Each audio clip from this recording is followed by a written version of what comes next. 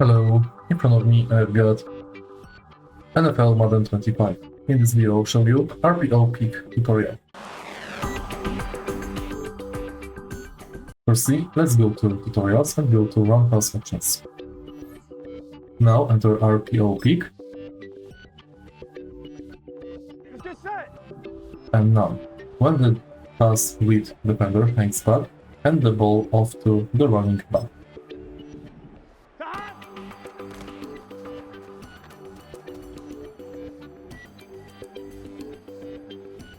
One, ready? Stop!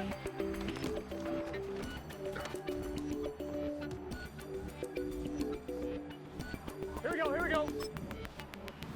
Stop!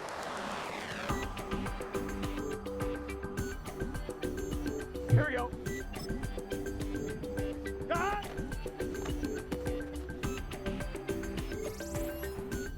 And that's basically it. Next, you can complete the drill. If you find this video helpful, please like, comment and subscribe.